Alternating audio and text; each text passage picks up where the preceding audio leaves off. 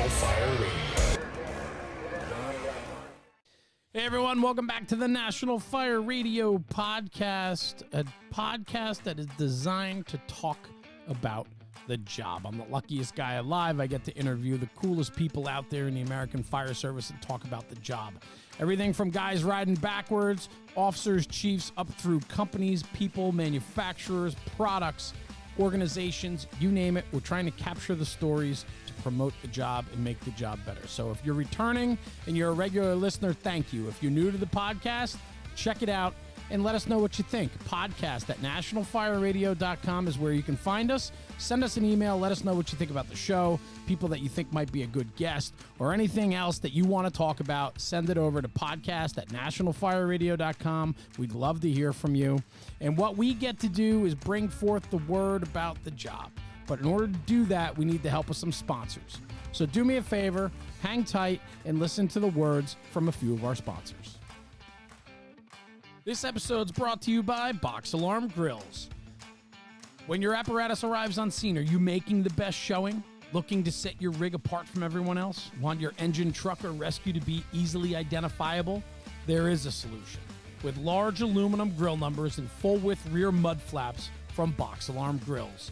Formed by Danny and a team of fellow firefighters, Box Alarm Grills gets it. They know what it means to show pride in your ride, delivering the quality construction and design that fire departments demand. That's why their grill numbers and mud flaps grab attention, enhance visibility, and make your fleet recognizable on scene while responding or just driving around town. Built in the USA by a family-owned business, Box Alarm Grills is quickly becoming the choice of fire companies, apparatus planners, and fire truck manufacturers with out-of-the-box or custom solutions. Check out functional, durable grill numbers and mud flaps from Box Alarm Grills today at boxalarmgrills.com and on Facebook and Instagram. And like Danny and his crew like to say, add pride to your ride. Taylor's Tins. Taylor and his team have been manufacturing aluminum helmet fronts since 2017 with over 200,000 shields in the market. Taylor's Tins is a leader in the American Fire Service helmet front space. Not only do they manufacture helmet fronts, but they do so much more. Locker tags, key chains, CO monitor charts, medical kit charts, pump charts, banquet awards, you name it, they do it. Go over to taylorstins.com and check out what they can offer you today. They've become a longtime sponsor and good friend of the National Fire Radio podcast, and because of that, they offer a promo code at checkout. So when you go to taylorstins.com, enter NFR Sent Me. That is NFR Sent Me, and you'll get 15% off your checked out order. It works on all stock items from taylorstins.com, including quick tins, license plates, locker tags, and much, much more. Exclusions do apply. This is a company that prides themselves on quality and customer service. From the inception, from your design to out the door, it's within 48 hours. Nobody else is doing that. They can't do that.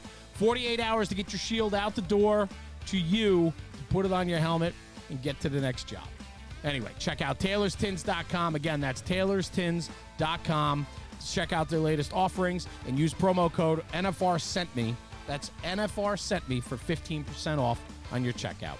And in the words of Taylor and his crew, stop burning up leather.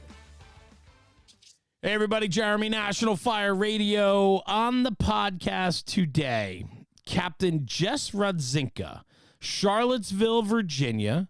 This guy got introduced to me by a mutual friend, Andy Sacadato, the Water Thieves. He was on the show several episodes ago. He's been on a couple times. Super smart when it comes to water supply. Andy reached out and said, hey, I'd like to make a connection, and off you go. Here we are on the podcast today with Jess. Jess, 28 How years. you doing? Good, man. 28 years in the fire service, 25 years as a career fireman, currently serving as a captain, like I said.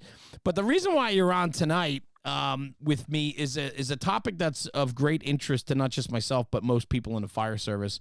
And you offer a class called the Senior Man, an informal leader of the firehouse. And so That's I'm correct. excited. Yeah, man, I'm excited tonight to break that down a little bit and hear about what you speak about when in regards to the Senior Man. you do travel around the country giving this lecture, and so on. So I'm very interested. I haven't sat through it yet, so I don't know the bullets of it and your position and how you roll with it. But I'm excited tonight to learn a little bit myself. But it is a topic that I do speak about every once in a while. So it's going to be a great conversation, man. Welcome to the show. Thanks for joining me. Thanks for having me. I appreciate this. Oh, that's awesome, man. So you're a legacy firefighter. You said your father was a firefighter. Your uncle's a firefighter, right? So you come from the lineage of firefighting. So how much of an impact was that on you growing up and to put you where you are today on the job? Oh, huge. I can remember as far back as I can playing with fire trucks and, building firehouses and burning all types of stuff down in my backyard through my imagination. And then I think it was my dad had to take me to school. I was in kindergarten or first grade, and on our way to school, we had to pass one of the volunteer firehouses, and they happened to have a fire that day. And he's like, "Hey, you're going to be a little late to school." And I remember him going down the road, and we're chasing a fire truck down the road, and we pull up in this house. It's fire coming out of it on the second floor. And he gets dressed with his spare turnout gear. The fire trucks show up and they go to work. And needless to say, I was about 3 hours late to school that day. But I think that's when the bug hit me. That's one of my most vivid memories. How old were you? Probably 5 or 6. Wow. When I got hooked. And then then from then on out, it was anytime I get to the firehouse or a firehouse around, I was always in there trying to get as much as I could out of it. I love parents that made the fire department part of their children's lives, because I try to expose my kids as much as I can. I was exposed to it growing up. My father kind of kept it at arm's length when I was little, but as we got older, we were more involved, and then obviously we joined. And I say we because I have 2 older brothers, and all 3 of us became firefighters because of my father and his love for it. Yeah, pretty cool. So there's 3 Donch boys and my father, and at one time we all rode in the same firehouse, which was even more fun. But I think it's important because I think the firehouse brings so much to the table in regards to family, respect, honesty, integrity, character, and all those things. And I love exposing my kids to it today because every single guy in my firehouse knows who my daughters are. And everybody, and my daughters know who everybody is. And so what that does is it means everybody's dialed into one another. And I think that's super important. What are your thoughts on that? Yeah, no, I agree 100%. The boys have, obviously there's closer friends than there are some. They're the uncles. And they've asked both my sons, who 5 and 7. Nice. Have asked, why do I have so many uncles? It's either uncle or aunt. Yep. Whatever. And they really show the same characteristics. What's the old byline? You could leave $1 million on the table, and it'll still be there for another month. But you leave a bottle of ketchup and it's gone. Yeah. In a matter of minutes. Yeah. I mean, that there alone just shows that the integrity of firefighters, that you can leave that there. And I trust the majority of the guys that I work with, with my kids' lives, and they know them and they know their kids, and it's just kind of a whole big grouping of family that we're kind of just grows on everything. So it's pretty awesome. It's powerful. It's powerful, right? Because I think about my kids and I think about what they're exposed to on the regular, guys stopping by the house. We stop by the firehouse if the doors are up, and I'm driving by, and it's always everything kind of revolves around the fire service. And it's funny because I have friends within the firehouse, and then I have friends that know nothing about the fire service, but I can tell you this. It's 2 very separate groups of friends, and I think, well, my friends that don't know anything about the fire service don't listen to the podcast, so I can say this. My firehouse friends are a hell of a lot more fun and dynamic than my not so fire friends. And it's funny because there's such a disconnect between the 2 groups. And my friends that are outside the firehouse, they just don't understand how I can relate to an 18-year-old kid or a 70-year-old man and everybody in between. And it's because age doesn't matter. But that's right. If you're outside of the institution, you have no idea how it works. It looks like it wouldn't work, but actually it works really well. Yes. Yeah, it's pretty we have the garage door open that dumps out onto the road of our neighborhood. And it's one of those things, the door's open, you're always welcome. There's always food in the kitchen and beer in the fridge outside. and the boys have grown up on that ever since, as a baby. Just people are always in and out, especially with the weather getting nicer. It's a regular thing where it's kind of nice having a couple guys that are on the job at different departments that live in the neighborhood. We'll stop there and one thing starts to know. The next thing we know, we're having dinner out in the driveway, fire pit, gets fired up. Yep. And by the next time we turn around, everybody's got to go to bed because it's 8:30. So it shows that community also. Yeah, man. And I think that's what makes it so good, right? And I think that's what's missing, though, in a lot of places. There's a lot of firehouses, whether career or volunteer, that the people don't socialize together. They don't get together. They don't learn who each other are. They don't buy into one another on a personal level. And it's strictly a firehouse or professional level, if you will. And I think that's where you start missing out. And I think that really kind of slides right into the whole senior man conversation, right? Because, it's the senior man is like your class says, it is the informal leader, right? It's not on paper. It's not a position that exists on any chart or any graph or chart or listing or guideline or bylaw. There's nothing in there about the senior man, right? Right. And that's one of the things that we talk about in the class is that you may be 28 years in the firehouse. That doesn't make you the senior guy. The guys and girls in the firehouse are going to make you the senior man. Just because you've been there a long time doesn't mean that you should be, that's granted upon you. Like some of the best senior men are not the senior guys in the firehouse. They're the guys that are a few years younger than that guy or girl. Why? In the firehouse. Why? Break that down for me.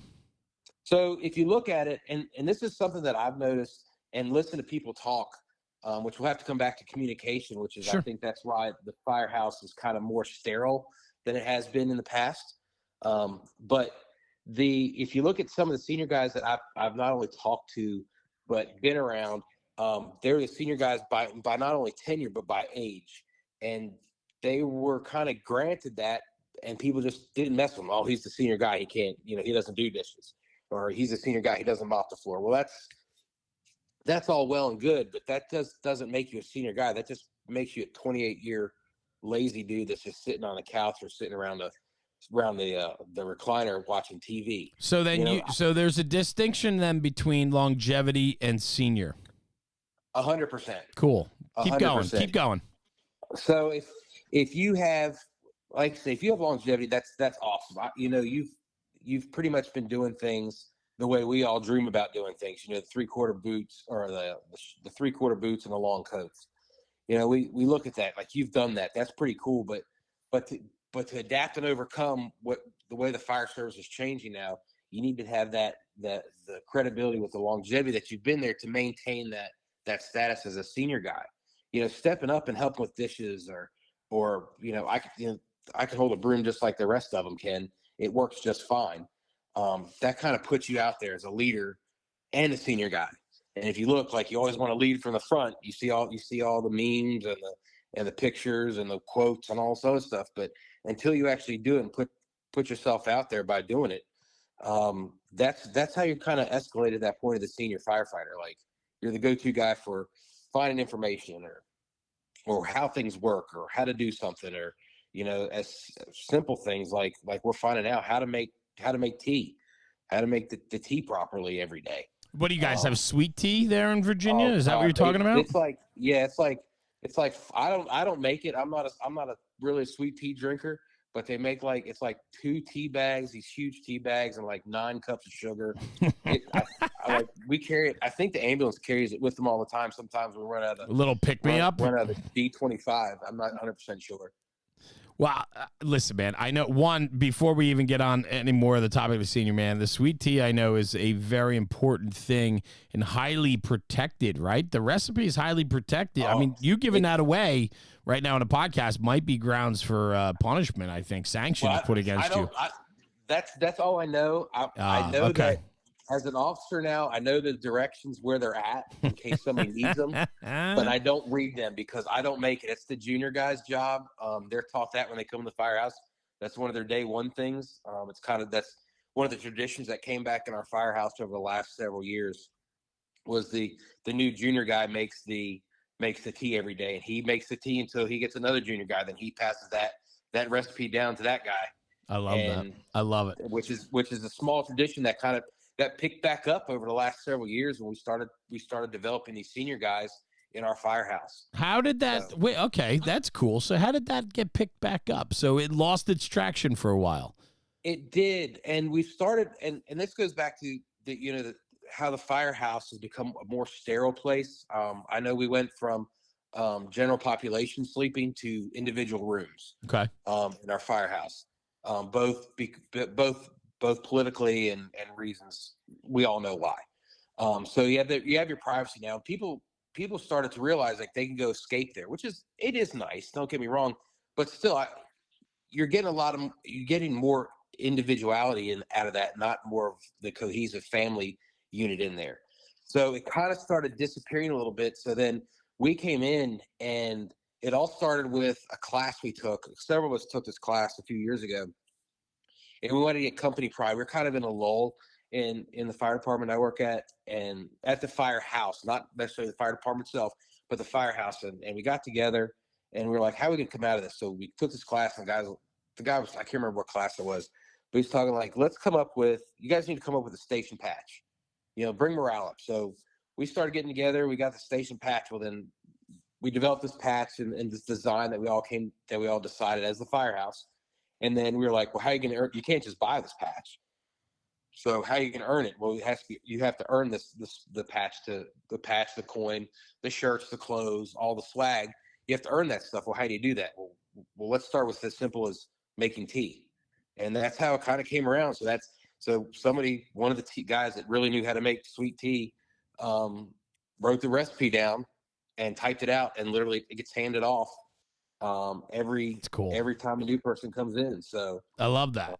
I mean, it's just, it's something simple, right? But it's like, it's almost, I know in that Southern culture, right, that the sweet tea is always available, or some type of brew, right? I know like in Houston, Texas, I remember we were at 68s with Mo Davis, and Mo's driver had his brew, and he was the guy that made it, and it was always available in a jug, and it was for everybody to drink, and I don't think anybody knew the recipe but him. And so, it's like that staple, and it's like, it's something informal, but like there's such a formal process to it that is exactly, I think something like that, the sweet tea in a firehouse represents the senior man. It's very much the same thing. It's this informal yet formal position, right? Or thing. Yeah, I love that. Exactly right. That's cool. It goes, same goes with the coffee in the firehouse. Yeah, right. Exactly. I remember growing up, everybody had, like, not so much now, but everybody either smoked cigarettes or drank coffee. You had to do one of the two to be in the fire department, I think. Yeah. When I was growing up. I love smoking cigarettes, by the way. I haven't smoked in 16 years. I quit 16 years ago, pack a day at least. Camel Lights, I still, when I smell people smoking, I kind of like drool a little bit. Like, I'll never go back to it. But man, there was nothing, amazing. I thought I was so cool hanging in the fire truck with a cigarette butt hanging out of my mouth. But anyway, go ahead. I remember going to the firehouse and like, when I was younger, I was short enough, I'd get underneath the haze of cigarette smoke in the lounge. Exactly. At the firehouse. I was like, what are we doing here? Yeah. We had those stand-up ashtrays next to the chairs. The ashtrays were 2 feet tall. And you would just smoke butts in the firehouse and flick your ash in this ash can. The ash can would catch fire every month because there's so much shit in the bottom of it. Yeah. Right? Oh, my God. But those are the memories, man. Like, I remember that stuff. So, and then we go back to it. I mean, because obviously we're looking at things in the firehouse to make us healthier. So we're working out. So that doesn't happen anymore. That was something everybody could get to kind of gather around, I guess, like a club thing. I don't know. Yeah. I never did it. So I was around it a lot, but never actually partake in any of that. Yeah. Right. But yeah, it was one of those things that now we have the coffee. Everybody drinks the coffee. Like, we've got the younger group that likes all the fancy coffees and stuff like that, but still, a good cup of black coffee is what everybody kind of gets drawn to throughout the day. And it's, 2 or 3 pots a day goes through. And I think it's also the process of it, right? It's like the junior guy's making it. He's got responsibility. So he's making it. And then the senior guys come through, and whether they want a cup or not, they're probably going to have one just to test the junior kid to make sure that he made it and it's okay. And if it's not okay, they're going to let him know. It's kind of the informal ribbing, right? The ball busting that goes on. And then the pot's always there and it's always warm. And so it is there when you need an afternoon pick-me-up, but, like, it's the process of it. I love that you guys, like, recognize this, though, that, like, you guys didn't have some of these things in place. And so you decided years ago to kind of bring it all back, no? Yeah, that's what we did. And it's slowly, it's taken a long time to get there. Sure. We're at a kind of a point now where it's kind of like on cruise control, where each shift is kind of doing their own thing. Obviously 3 different shifts in our firehouse. There's 3 different things going on, but there's still a constant of, like, that sweet tea or the coffee, that one of those 2 things or both are made for the day. It's usually the junior guy doing it or learning something about it to learn how to pass that on. Yeah, and I also believe, too, and I said this the other day when we were doing an episode, or I was speaking somewhere, I said, I've come to realize, like, culture can't be forced. It has to be organic, which means it takes time. Like, you can't create culture overnight. And so, with that comes a year, 2 years, 4 years, then it turns into 8, 10, 12 years. And before you know it, that culture is very much entrenched. And that sweet tea is no longer something that we do. It's something we always have done, And it's like when people start coming in and you get new guys to the company that didn't know life before sweet tea, right? Or life, without sweet tea, then that's all they know when they come in. And when they come in, they go, oh, sweet tea is part of the culture here. I got to make sure I learn how to make it. I got to make sure it's here. And then that's how culture is formed. Yes. The thing that we found through the last several recruit academies we've done, and I think we ran 7 or 8 in the last 5 or 6 years, that we've had to explain the why. And that's one of the things that we've really had to dive into, because some of these people coming in, both male and female, have no clue about either sweet tea or drinking sweet tea. Sure. So you've got to explain the why of, like, why we're doing things, not only with sweet tea or the coffee, but, like, why we do certain things on the fire ground or on the fire truck or on the apparatus floor or in the office or on the scene. We've got to explain that, because they literally, some of them, could be a vegetable farmer on Friday and Monday they're in fire academy and learning about the job and everything that we're passionate about, that the ones of us that are there, passing this on are passionate about, and try to project that passion and bleed that passion on. So what are your thoughts on the why, right? Your program, I mean, I got to believe the senior man program that you do, you talk about the younger generation, and the younger generation certainly asks more questions than the generation prior and the generation prior to them. So the why, right? I mean, I just wrote it down in big letters on my pad, the why. How do you talk about that? So we talk about the why, and the why is different for everybody. And it kind of, to take a step back, I had to look at myself and figure out what I was doing internally and do a self-reflection and figure out my why.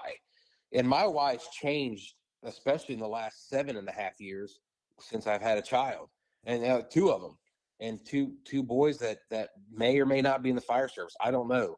The youngest one, he's all about fire trucks. The oldest one is not.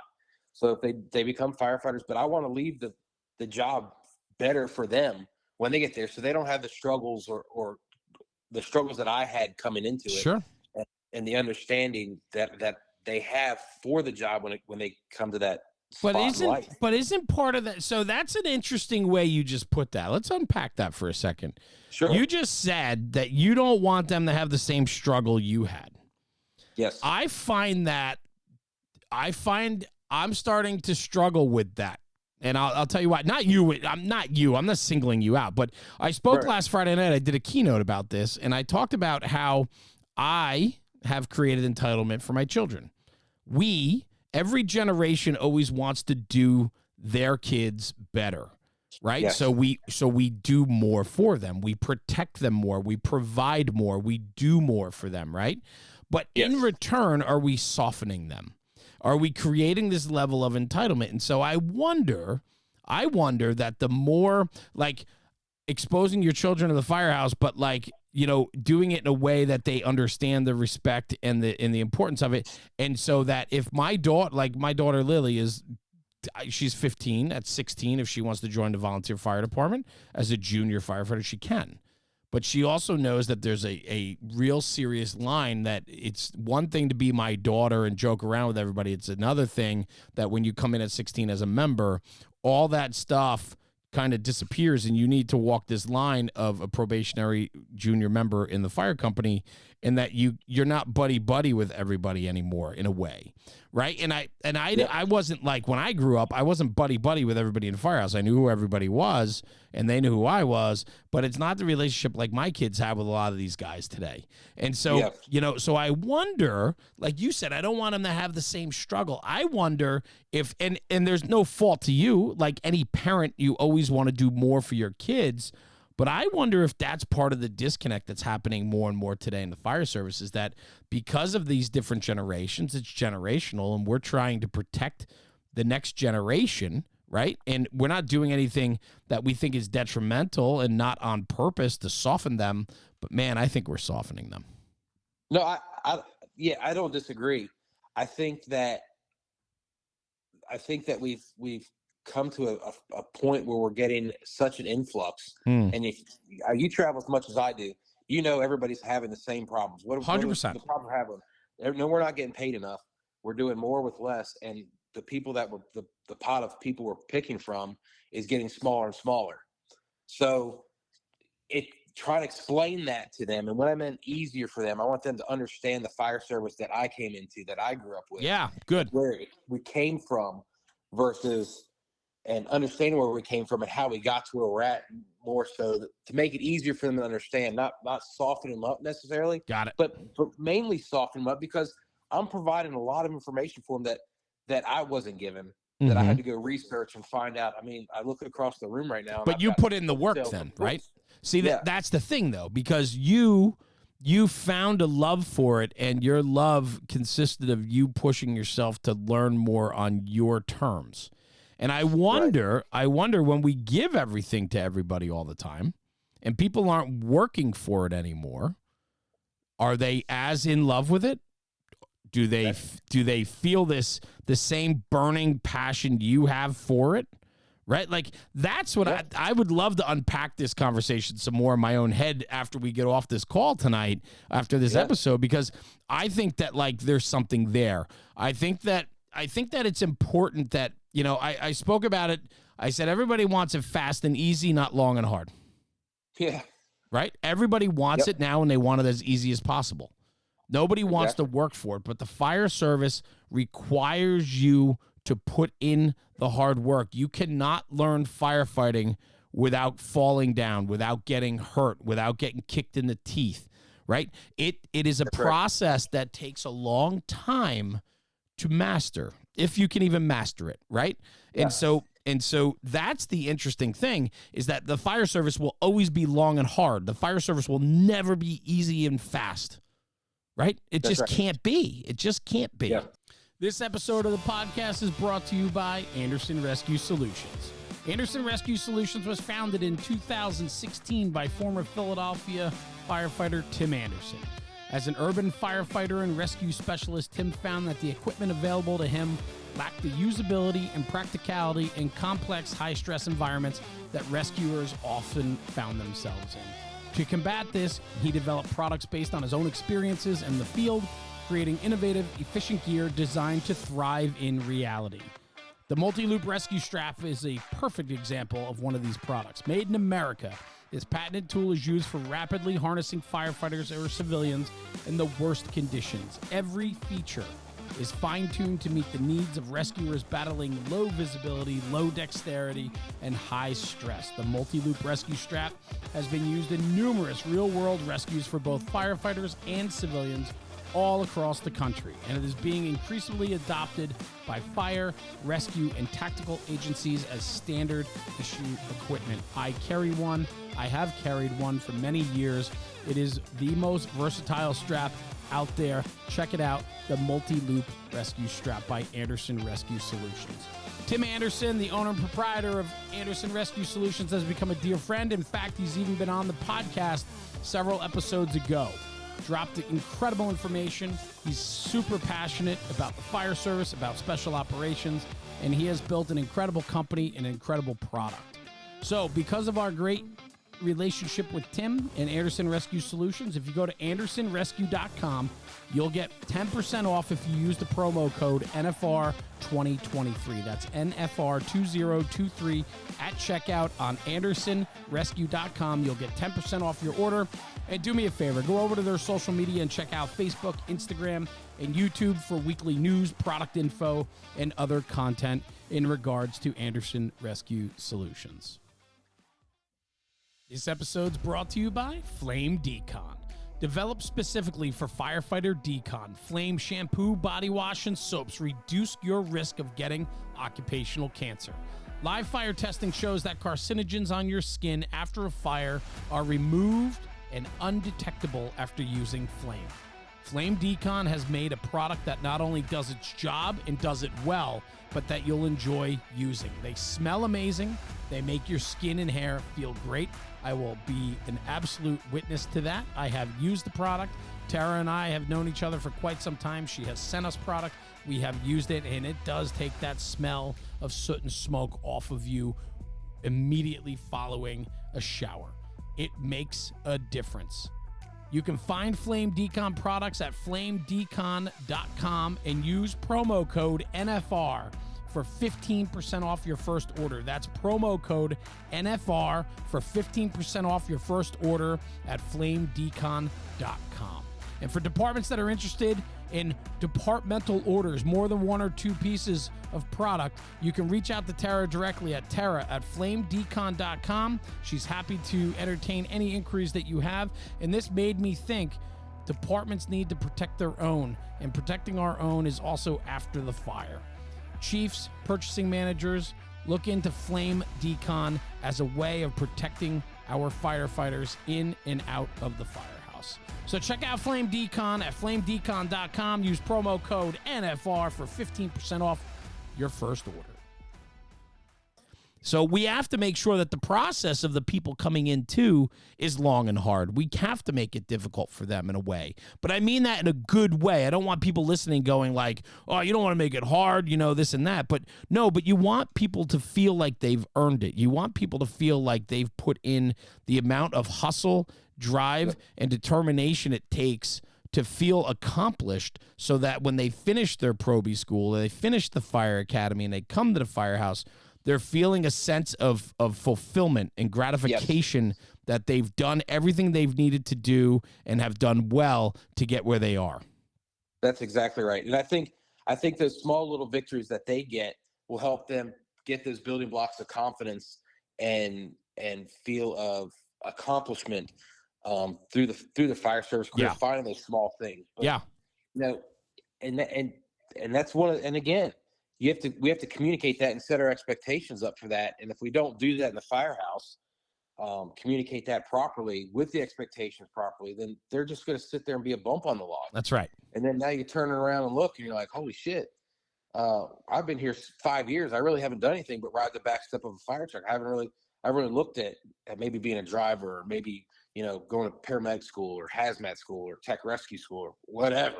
We got work to do, man. The guys that are there, the 5-year man, the 10-year man, I think they're the most important people in the firehouse, because they can relate to the new kids still coming in, but they have enough experience under their belt and enough time in that house or company to understand what the expectations are.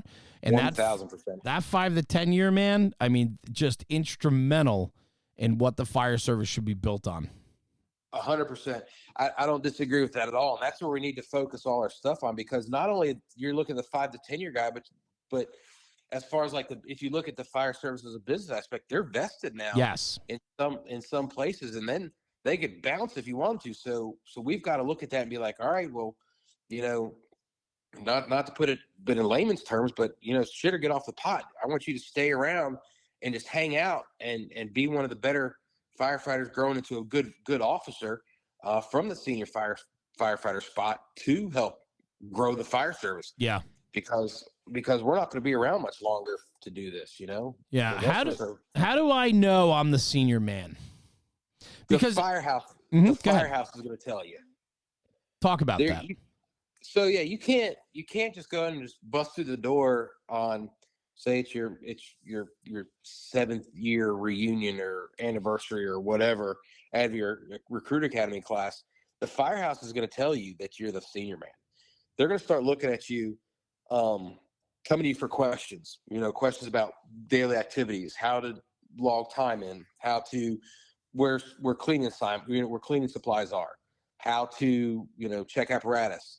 If you're in an area that gets a lot of snow, we're hit or miss on snow, but we have to have, every year, 2 or 3 times a year, we look at how to put on tire chains. That's the guy that's going to know how to do that. The saw's not running properly. He may have knowledge on where to or how to send the saw off to get it properly worked on. This is going to be the go-to guy for everything, not only equipment, but the leader. They're going to come down, the captain or the officer for the day, or career volunteer. If you're the duty officer, is going to come to make sure stuff gets done. The guys underneath this gentleman or woman are going to look at that and be like, wow, the captain's going in for this stuff.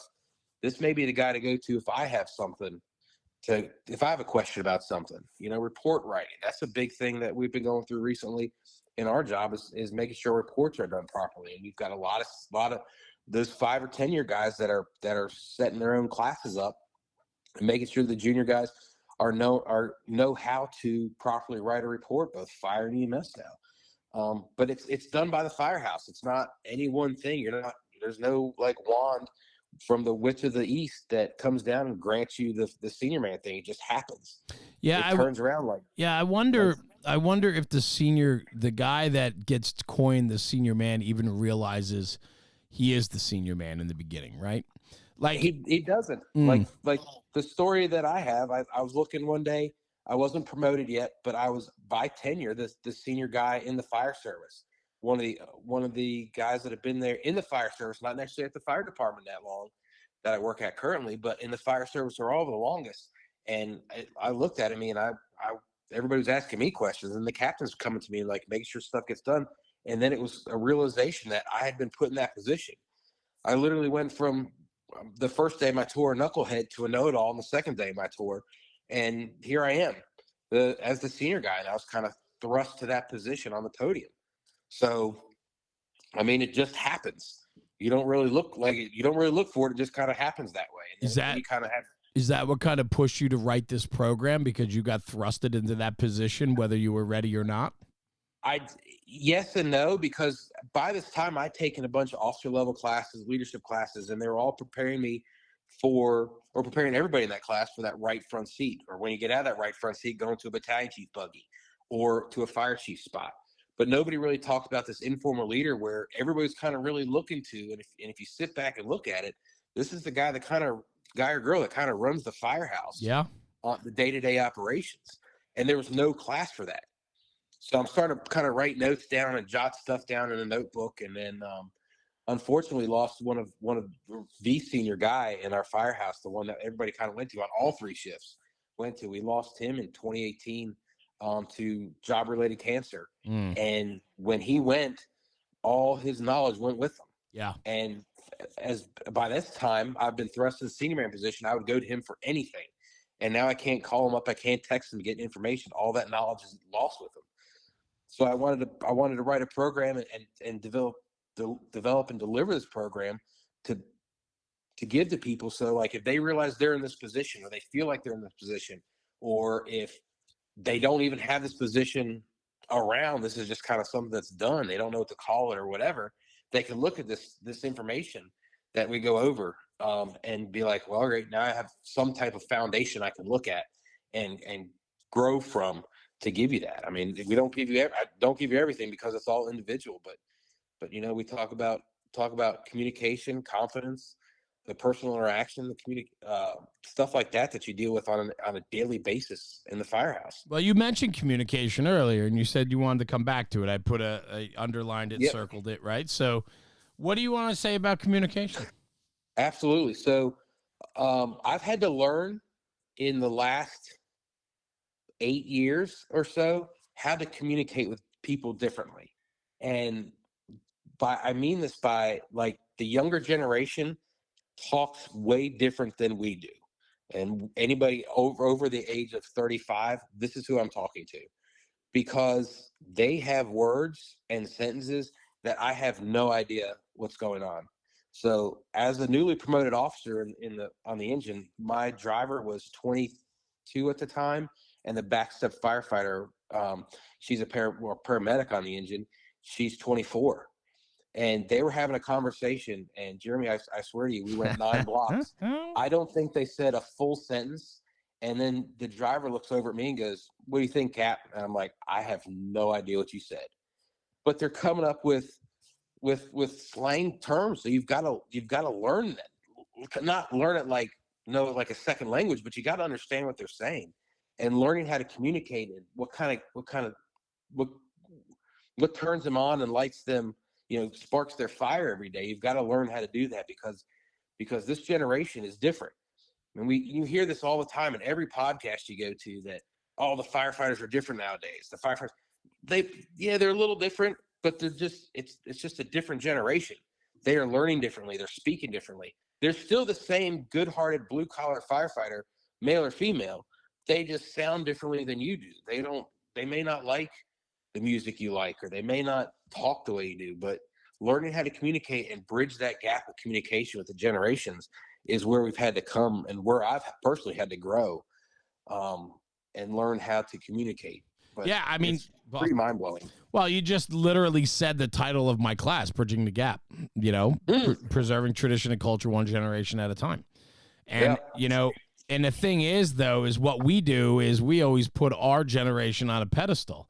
And so we always are protective of what we know as the word of God. And so the next generation, when they are a little bit different, they communicate a little bit different, they act a little bit different, their morals, ethics, and values might skew a little bit different than mine. They might be, more willing to try different things, put themselves out there, be a little more vulnerable, like all of that. The one thing we can't do is vilify that. We can't look at them and say that they're different than us. They are different, but not in a bad way. They're different because they grew up in a different time with different influences and resources that were available to them that weren't available to me, Yes. And so, you have to respect that. And any boss, whether it's the informal senior man position or a line officer, a company officer, it doesn't matter. You better buy into your people. And if your people are 22 and 24 riding your back step, you better work at figuring out who they are and what makes them tick, like you said, because you have to. It's required of you. You cannot write them off just because they're a little bit different than you are. That's just like the senior guys, the generation prior to those guys, writing them off when they came into Firehouse. And that's bullshit. We can't do that. The job isn't changing per se, whether career or volunteer. The people are changing. And what we have to do is find ways to communicate between the different generations so that the output is the same. The input's different. Mix it all up in the bag and throw it out on the table. It's all the same. We have to work harder today to figure that out than ever before. Yes, and we found that we have to, bringing it up, because I'm talking to now as an officer, I have to look at it differently a little bit, but you hear people complaining. I'm like, well, have you talked to them about why they are the way they are, or why they said the way they said whatever they said? And 9 times out of 10, the answer is no. I haven't really thought about that. Nobody wants to put in the work. Do. And I'm like, wait a second. There we go. Go back to putting in the work. And I'm like, well, maybe you should ask them what's going on in their life or why they feel that way. They may have a valid reason. So one of the things that we try to do around the kitchen table, which is the great equalizer, the kitchen table, ratchet straps, and come-alongs are the great equalizer of the fire service. We have to teach people how to talk instead of looking on the phone and texting each other back and forth, across the kitchen. We have to teach them how to talk and teach them how to communicate, teach them how, like, yeah, so and so likes this, this, and this, because that's where they came from. They grew up in this era and area of of of the Commonwealth, that's what was normal for them. Now you've got to not learn about it, but respect where they came from and pick up a little bit of knowledge from them. And by doing that, people are getting along a lot easier, and that generational gaps being bridged. Just as it's a long time, 100%. But here's the thing, right? And this is what I think is interesting, to just bring it back around to the topic of conversation, which is the senior man. Is the senior man has to work pretty hard at making and bridging these gaps, right? In that he has to dial into his people. He has to know what's making his people tick. He's got to feel the tempo of them coming in the firehouse in the morning, or in the volunteer firehouse coming in on a training night or for a call. He needs to know their kids' names, their spouses. They need to know what makes them tick. They need to know how they're doing, where they are, right? These are all important things. And if you decide to write people off because they're different, younger, they look different, they smell different, they talk different, whatever it is, if you decide to write them off because of that, there is no human way you can relate with them. You can't. 100%. And by doing that, and that all comes around with getting involved with each other, both on duty and off duty. Yes. By finding it out, we've started something new just this year. Is after we work a 3-day tour, so one on, one off, one on, one off, one on, then we get a 4-day break. And first day of our 4-day break, we all go to breakfast. We invite people. You can make it or you don't make it. If you don't make it, everybody understands you don't make it. I mean, can't make everything, but you go out and we just go and we find out about each other. How's everybody doing? Your personal life. How's your girlfriend, wife, boyfriend, whatever it may be. We talk about that. What hobbies do you get into? Like, there's some dudes out there that have some pretty crazy hobbies, and you really start finding out about them. And you're like, holy shit, that's actually kind of cool. Yeah. And then by doing all that, you can look at them, like you said before, when they're coming into work and Bobby looks a little rough coming in. You're like, hey man, you all here today? And he's like, dude, I had a rough night, et cetera, et cetera, et cetera. Goes on. You're like, well, maybe you shouldn't be at work today, or you shouldn't be here volunteering your time. Maybe that's when the senior guy pulls him aside and is like, hey, you need to make a decision, because I got to rely on you, and you have to rely on me. That's right. On this one. And if you're not there today, I'd rather you be home or somewhere else where you need to be. And that's happened a couple of times. It's a tough conversation to have. Well, and then it's a hell of a conversation that leads me to the other side of the coin, and I wrote this down. I literally wrote this down. It says on the bottom of my pad, the other side of the senior man. When we start talking about having to have the hard conversations, I think maturity is important, and you need to be able to have those hard conversations with people. You need to have empathy. You need to have feelings. You need to have a good moral compass. Like, these are all things that senior men or women, right, need to have in the firehouse, right? And so, that's why you're right. Age doesn't matter. It's level of experience, maturity, and people skills, I think, are all things that make and lead up to the person that is the informal leader, the one that has a very strong voice, the one who can get things done, make people say they're sorry, make people make up, whatever it takes. But man, it takes a certain individual, and you have to be able to do the hard shit. Yeah, and you have to have that hard conversation go in both directions of the ladder. If you're having a shitbag officer, lieutenant, captain, whatever, you be able to sit that person down as a senior firefighter professionally, respecting the rank and position, but also coming at him with honesty, all the things you mentioned, honesty, empathy, and understanding, to come there and be like, hey man, you're really messing up and pissing dudes off. And that's a hard thing to do, to be in that position, to be able to have that. And he still has to hold his people together. Yeah, right. And having that conversation both up and down is a tough thing to do. Personally, from experience, it's really hard to sit in there and you got to have a couple of gulps of water to be like, here we go. This is the boat we've been put on. Now we have to ride it. So but having that empathy is something that I don't feel a lot of the senior officers have much because of the way they've been promoted or how they've been promoted that I've seen. Yeah, I think empathy is a very interesting conversation. And I think people that are dialed into their people that make effort, right? Like if I choose to know who Jess Rodzinka is, and I learn who you are and your two boys, 5 and 7, right? I mean, I've been listening, right? And I know that you keep your garage door up, and you know the beer's out in the fridge outside, and the food's always in the kitchen or in the fridge, right? Like things you said. Like I'm sitting here for the last 45 minutes listening to you and understanding who you are, and you know what? It matters.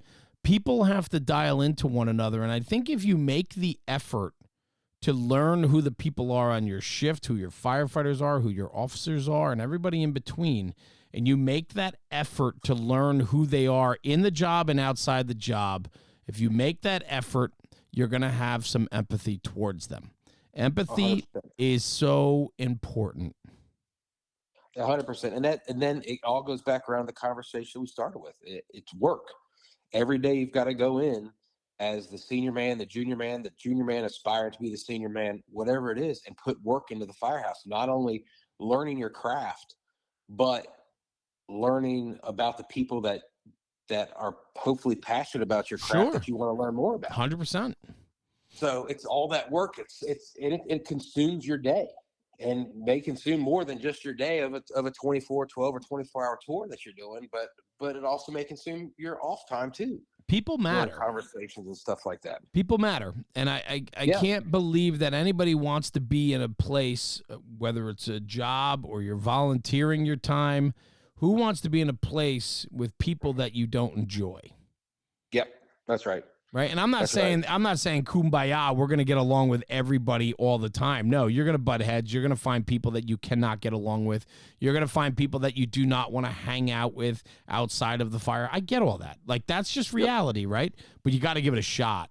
You can't write somebody off because you're 52 and he's 24 and he speaks a different language on the back step. Right. You have to dial in. And you know what? It's not the 24-year-old's responsibility to reach you.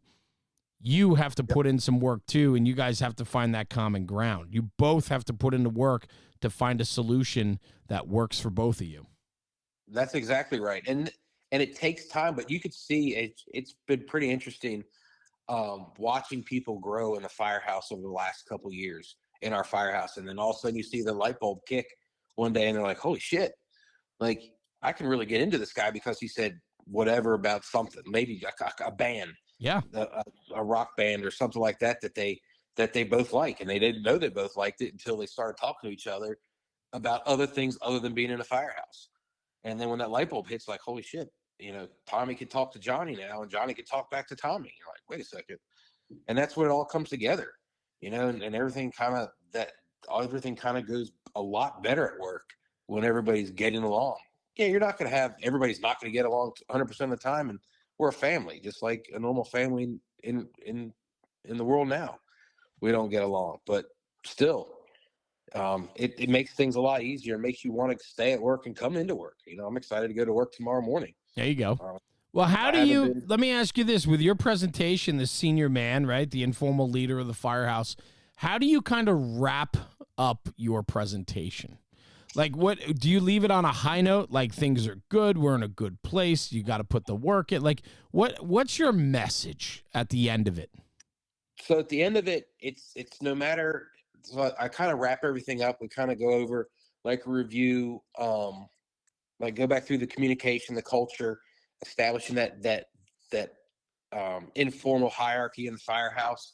You know, we talk about the pride again in the firehouse, taking ownership into your job and your craft by learning and training every day with the same people.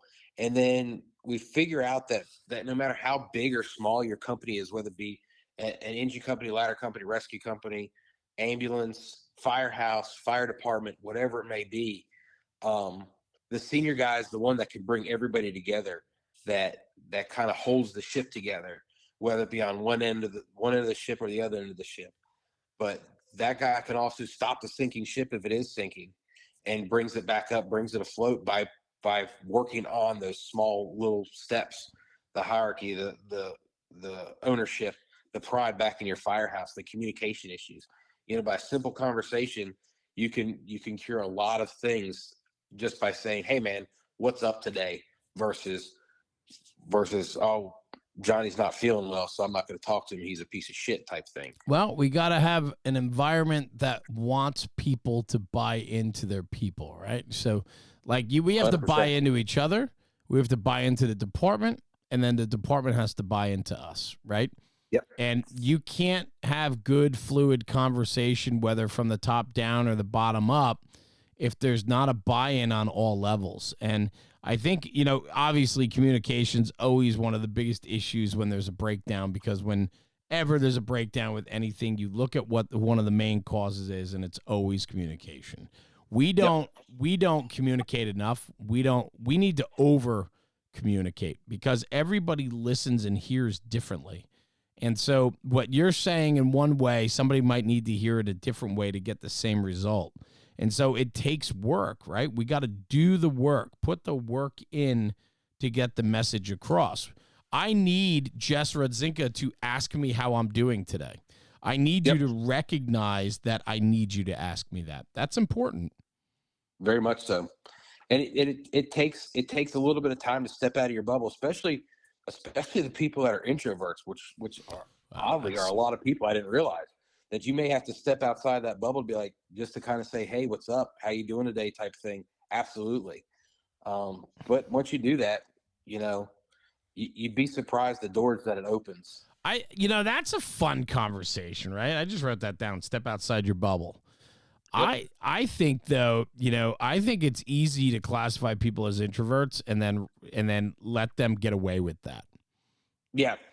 I think it's horse shit, a lot of it. I agree 100%. Perfect. I think people are too wrapped up in their own shit, and they blame it on being an introvert instead of just not caring about somebody else. I agree 100%. I'm like, you could carry, and that's one of my pet peeves, and this is going to crucify me a little bit, but you could carry so much shit with you, and everybody's be like, "All right, he always has this bag of shit." But then, like, there's a point where it's like, "All right, man, quit leaning on this bag of shit that you keep carrying with you. What the hell?" I agree. Like, get out of your own way. Let's be friends. We can do this. Like, we can be friends. So it may not be like the stepbrother friends, but we could be close enough. Yeah. But I don't like people using that as a crutch. It's easy to make excuses, bro.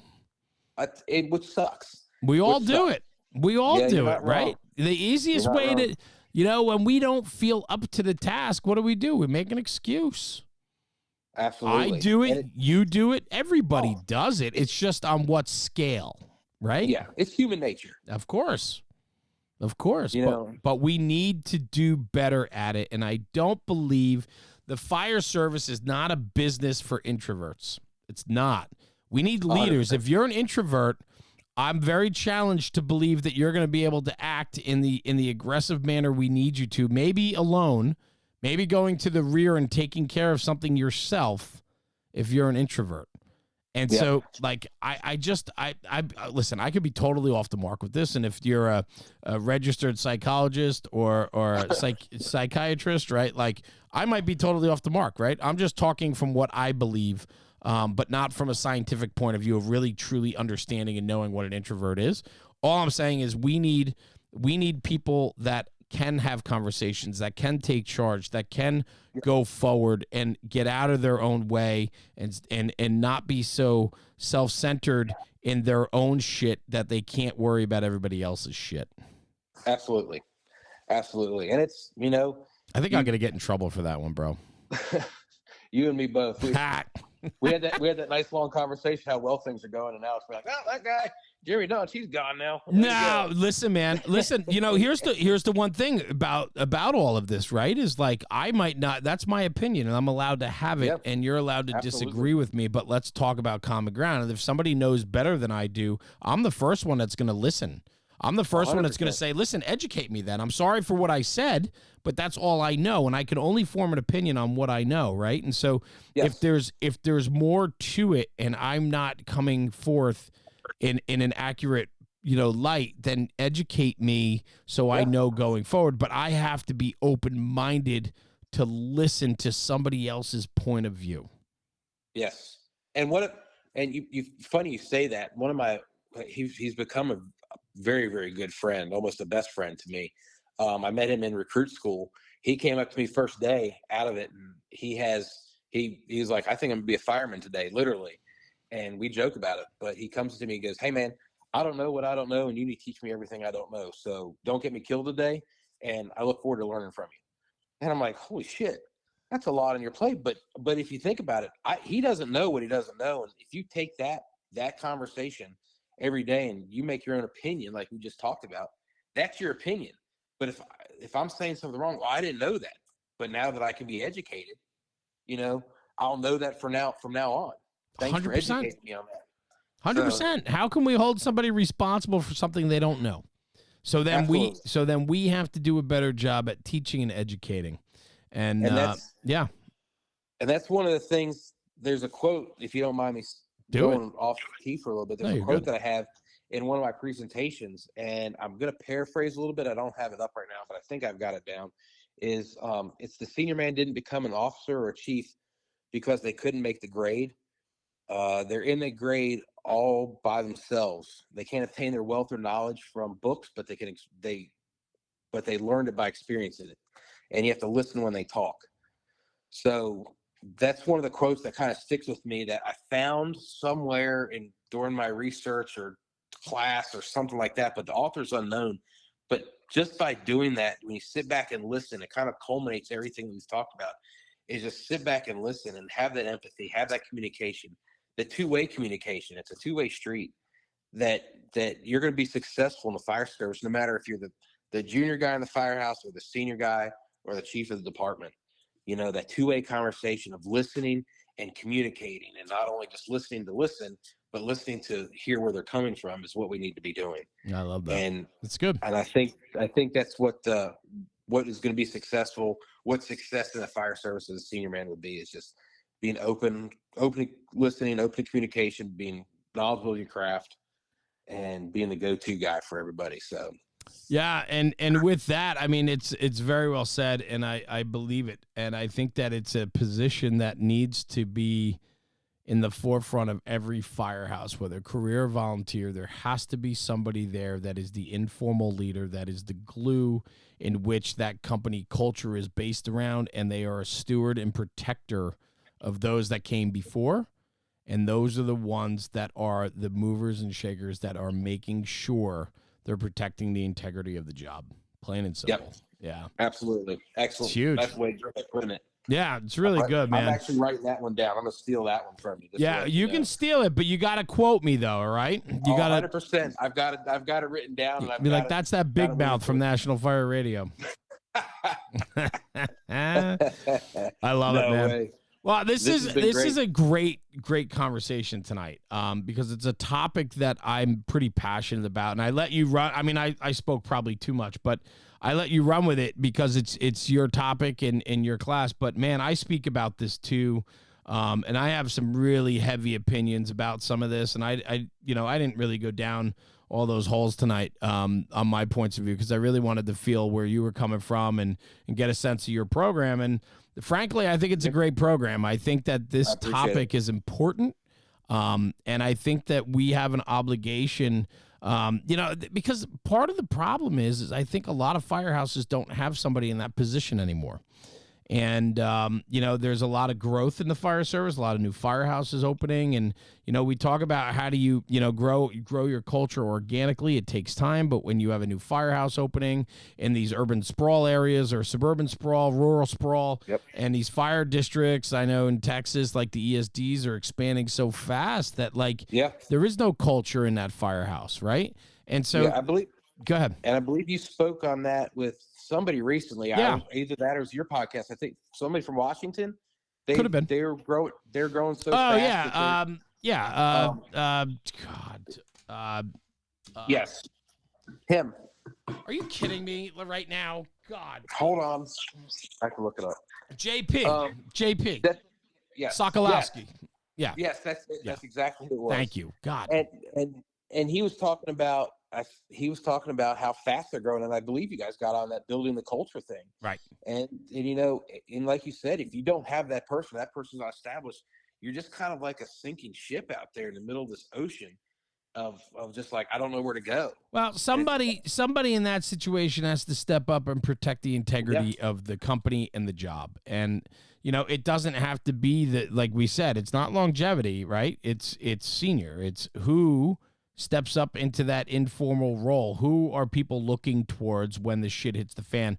Who are people, you know, who's the boss looking at when he needs to motivate the crew to get something done, right? Who's that guy or girl that everybody goes to from the bottom up and the top down to make shit happen?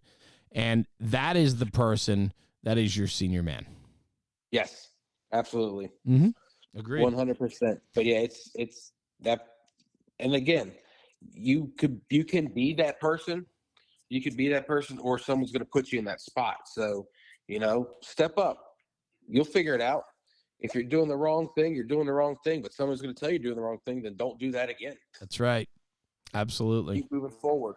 And learn from your mistakes and be humble enough to understand that we all make mistakes. We're all going to make mistakes on the fireground. We're all going to make mistakes in life. We're all going to make mistakes, you know, in the firehouse. And so accept the fact that you're going to make a mistake and learn from it. Because if you choose not to, you're not going to move forward. 1,000%. Own your mistakes. That's the best. I love messing up every day. So that way I'm like, makes me look like, and be like, hey, don't do this next time, just so we all know. You know, everybody says that. I hate messing. I hate making errors. I hate messing up, but I do it all the time, and you have to learn from it. But yeah, I agree with you. I'll sit there for 3 days afterwards, be like, man, I really shouldn't have done that. And yeah, it'll weigh on me for a while, but. Yeah, well, yeah. I've learned to cut my losses and move on. So, you know, with my schedule and the craziness that if I dwell, I would be, I'd be in trouble. So, but Jess, I have to say this, man, great topic tonight. Great conversation. I'm so glad that Andy introduced us and put this together. I'm glad I got to know you tonight. We really didn't know each other prior to this call, prior to this episode. So it was a lot of fun to talk with you tonight. And I wish you the best with your career as a captain in Charlottesville, Virginia. And I'm sure you got a few more years with those young kids. So keep plugging away, man. Keep pushing, making this job better. And good luck with the class. The senior man, the informal leader of the firehouse, man. Good luck with your class. I wish you the best.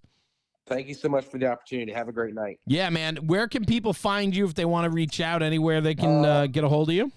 Yep, on Instagram, all the social medias, Instagram, Facebook. Cool. That's what I have. I don't have any like websites or anything cool like that, but just reach out on those two platforms. Shoot me a message. Love to talk. Love to share. It's not none of the stuff is mine. I love passing out the information. I love it. Good deal. Well, Jess, thank you very much for joining me, man. Stay right here. I'm going to sign off the podcast. I'll come right back to you, okay? Absolutely. Cool. Everyone, thanks for tuning in for another episode of the National Fire Radio Podcast. The senior man, the informal leader of the firehouse, Jess Rodzinka, fantastic brother out of Charlottesville, Virginia, talking about the senior man tonight. I thought it was a great conversation, good back and forth. I'm glad to bring that and be able to present that to all of you, our community in National Fire Radio Podcast world. If you're interested in reaching out to us, podcast at nationalfireradio.com. Send us an email, man. We'd love to hear from you. We're going to start doing a call-out show, so send us your questions and ideas via the podcast email. Podcast at nationalfireradio.com is the email address. Send us an email, and we'll follow up with you, man. We're looking forward to putting together some live call shows, things like that. So we'd love to hear from you, topics or ideas for the show, as well as just thoughts about the podcast. We appreciate any feedback. We appreciate the kind words that we get. Means the world, man. Myself and the crew, we're working hard at putting this together, and we're very proud of the content and the people that we're talking with and the content we're putting out. So thanks for the support. We appreciate you all. Take the conversation about the senior man tonight and take it back to the firehouse and talk about it. Because as we're talking about the job, we are making the job better. Anyway, thanks for tuning in. We'll see you at the next one. Jeremy, National Fire Radio.